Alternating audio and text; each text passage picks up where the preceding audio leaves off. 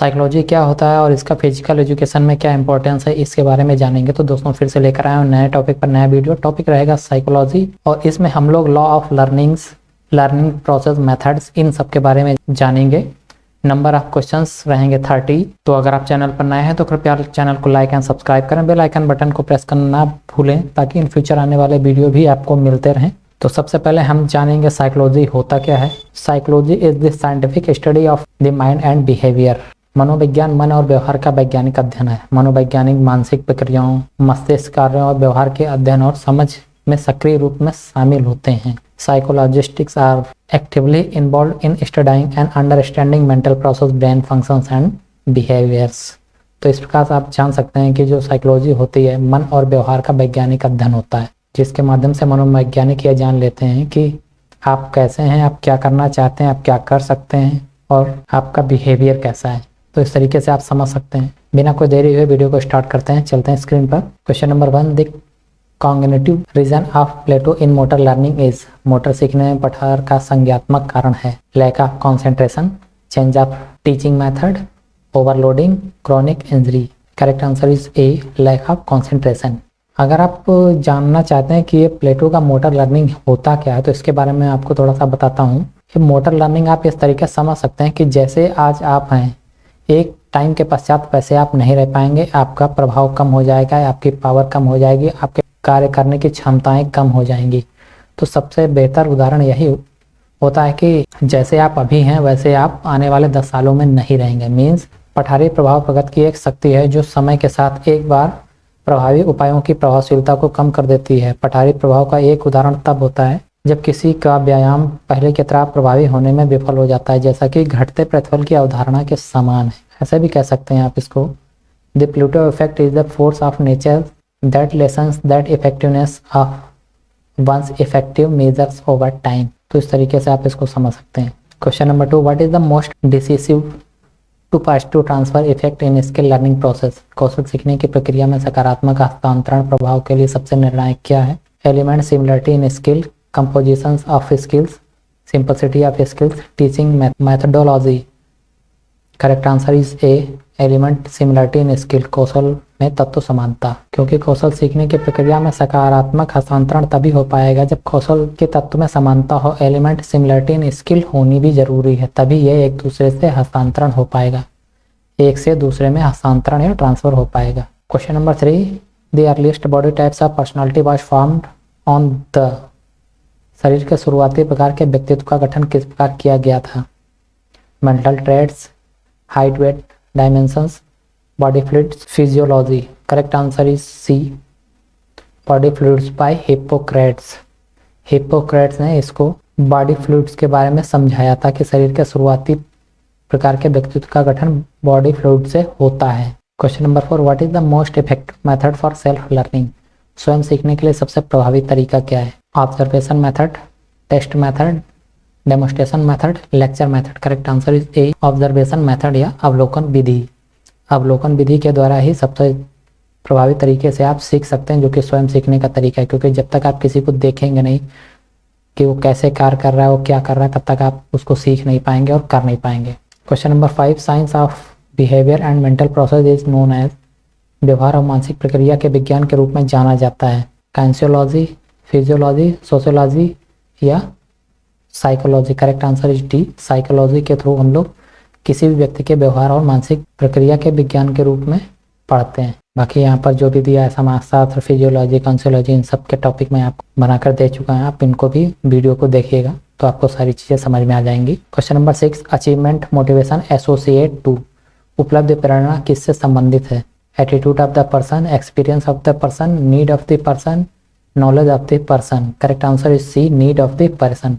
उपलब्धि की प्रेरणा need of the person mean व्यक्ति की आवश्यकता से संबंधित। जो चीज़ व्यक्ति को ज़्यादा आवश्यक होती है तो वो कोशिश करता है कि वो चीज़ उसे मिल जाए, तो ये उसके लिए उपलब्धि की प्रेरणा बनती है। Question number 7, cognitive evaluation theory of motivation was put forward by. प्रेरणा का संज्ञात्मक मूल्यांकन सिद्धांत किसके द्वारा आगे रखा गया था। Deci, Maslow, Kohler, Paulo. Correct answer is A, Deci. तब यह प्रेरणा का संज्ञात्मक मूल्यांकन सिद्धांत डेसी और रेयान के द्वारा 1985 में दिया गया। Question number 8, what is the idea behind Maslow famous pyramid? Maslow के प्रसिद्ध पिरामिड के पीछे का विचार क्या है? जब कोई मूलभूत आवश्यकताओं को ध्यान रखता है, उच्च आवश्यकताएं अधिक प्रासंगिक हो जाती हैं। आत्मज्ञान की राह में कई छोटे छोटे कदम होते हैं। यह उनके छात्रों के लिए मंदिर या सभा स्थल की कमी थी। यह 3 कारकों को एक दूसरे से आत्मबोध को रेखांकित करता है। करेक्ट आंसर इज ए।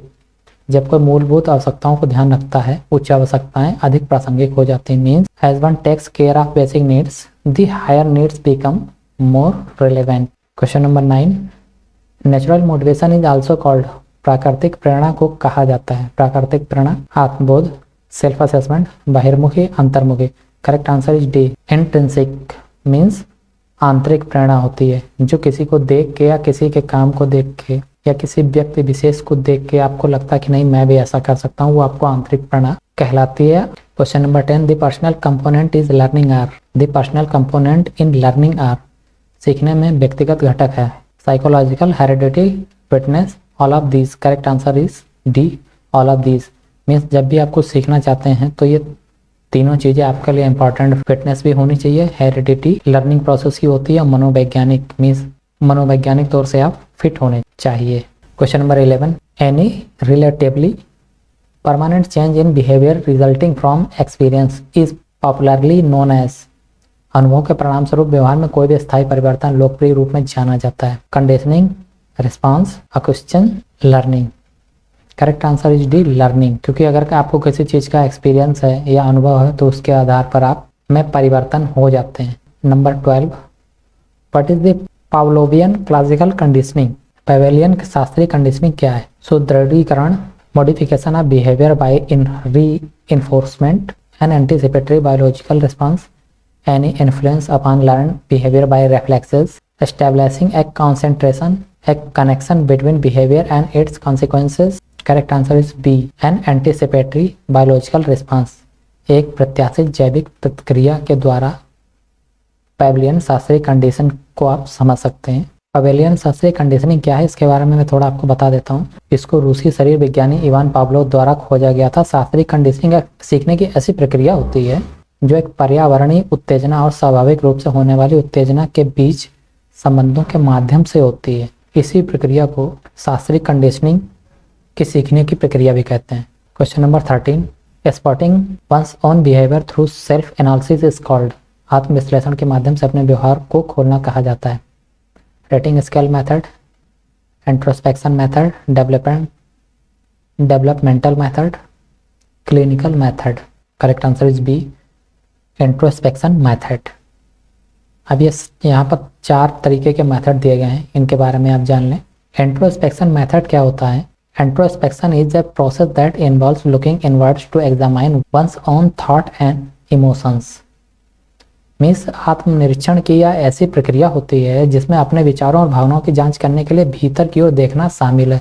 भीतर की ओर देखने का मतलब ये होता है अपने अंदर की ओर झांकना। रेटिंग स्केल मेथड देखें। A rating scale is common method of data collection that is used to gather comparative information about a specific research subject. Means कह सकते हैं कि रेटिंग पैमाना डेटा संग्रह का एक सामान्य तरीका होता है जिसका उपयोग किसी विशिष्ट शोध विषय के बारे में तुलनात्मक जानकारी एकत्र करने के लिए किया जाता है। डेवलपमेंटल मेथड देखें तो developmental method is a systematic study of putting into design, developing and careful evaluation of instructional programmes. अगर वर्णनात्मक विकास पद्धति निर्देशात्मक कार्यक्रमों, प्रक्रियाओं और उत्पादों के डिजाइन और विकास सावधानी पूर्वक मूल्यांकन में व्यवस्थित अध्ययन है जो मानक और मानदंडों को पूरा करना चाहिए। तो इस प्रकार से इसको आप समझ सकते हैं कि डेवलपमेंट मेथड क्या होता है। डेवलपमेंट का मेथड का मतलब ही होता है कि विकास करना है, और वो भी एक तरीके से वर्णनात्मक। क्लिनिकल मेथड को अगर देखें तो clinical method is means by which physician discover fact about the sick of or well patient and enter them into the diagnostic and therapeutic process in equal partnership. नैदानिक पद्धति वह साधन है जिसके द्वारा चिकित्सक बीमार या स्वस्थ रोगी के बारे में तथ्यों की खोज करते हैं कि उनके रोग, पैथोफिजियोलॉजी और प्रौद्योगिकी के बारे में जानकारी के साथ साथ आप कह सकते हैं कि भागीदारी में नैदानिक और चिकित्सीय प्रक्रिया में दर्ज करते हैं। क्लिनिकल मेथड में ये सारे रिसर्च के प्रोसेस चलते हैं कि मरीज को क्या दिक्कत है, उसके बारे में कितना बेहतर किया जा सकता है डायग्नोस्टिक और थेरेपिक प्रोसेस के माध्यम के द्वारा। तो इस तरीके से थोड़ा थोड़ा इस तरीके से आप चारों मेथड समझ गए होंगे। Question number 14, which is not the law of learning, सीखने का नियम कौन सा नहीं है? Law of redness, law of exercise, law of effect, law of reaction. Correct answer is D, law of reaction. प्रतिक्रिया का नियम, यह सीखने का प्रोसेस नहीं है, क्योंकि प्रतिक्रिया का नियम ये न्यूटन का थर्ड लॉ है, तो यह सीखने का नियम नहीं है। फिर भी मैं आपको लॉ ऑफ रेडनेस बता देता हूँ। इसका मतलब यह है कि यदि आपको सीखने के लिए तैयार नहीं है तो आप उसे प्रभावी ढंग से सीख नहीं सकते। ठीक है, तैयारी का नियम का मतलब अगर आप किसी चीज़ को सीखने को तैयार हैं तो आप सीख पाएंगे, अगर तैयार नहीं है तो आप नहीं सीख पाएंगे। और लॉ ऑफ एक्सरसाइज का मतलब जैसे आप किसी भी चीज़ को समझने और याद रखने के लिए जो सीखा गया है उसको अभ्यास करने की आवश्यकता होती है। आपने इन फ्यूचर कोई भी चीज़ सीखी, अगर आप उसका अभ्यास नहीं करेंगे तो वो चीज़ आप खो देंगे। तो इसका मतलब ये है कि आपको एक्सरसाइज का नियम मीन्स कंटिन्यू उस चीज़ की एक्सरसाइज करती रहनी चाहिए, चाहे वो फिजिकली हो या मेंटली हो। लॉ ऑफ इफेक्ट में क्या होता है? इसमें कहा गया कि संतोषजनक परिणाम देने वाले व्यवहारों को दोहराए जाने की संभावना है, जबकि अवांछित परिणामों की ओर ले जाने वाले व्यवहार की पुनरावृत्ति होने की संभावना कम रहती है। मीन्स ऐसे व्यवहार या ऐसे परिणाम जो आपको काफ़ी ज़्यादा संतोषजनक रिजल्ट देते हैं या सक्सेसफुल रिजल्ट, ऐसे काम जिनसे आपको सक्सेसफुल रिजल्ट मिल रहे हैं तो आप इन फ्यूचर उनको रिपीट करेंगे। ऐसे वर्क जिनमें आपको सक्सेस नहीं मिल रही तो आपकी कोशिश भी यही रहती है कि उनको ना किया जाए, या कहीं ना कहीं उनमें आप फेलियर होते हैं तो उनको इन फ्यूचर रिपीट नहीं करते हैं। Law of action and reaction, वस्तु एक द्वारा वस्तु दो पर लगाया गया बल वस्तु पर वस्तु द्वारा लगाया गया बल के परिणाम के बराबर और विपरीत होता है। आप ऐसा समझ सकते हैं हर एक्शन का एक अपना रिएक्शन होता है। तो इस तरीके से आपने यहाँ पर चारों लॉ ऑफ लर्निंग देख लिए कौन कौन से हैं और इनका क्या मतलब होता है। Correct answer is D, law of reaction. ये लॉ ऑफ लर्निंग का प्रोसेस नहीं है। Question number 15, the social learning theory was put forward by, सामाजिक शिक्षण सिद्धांत किसके द्वारा आगे रखा गया था? Bandura, J Watson, A Maslow, A Tillman. Correct answer is A Bandura. Psychologist Albert Bandura इनका पूरा नाम है। Question number 16, which of the following has least do with the motivation system, निम्नलिखित में से कम प्रेरणा प्रणाली के साथ क्या करना है? Motive, drive, need, habit. Correct answer is D, habit.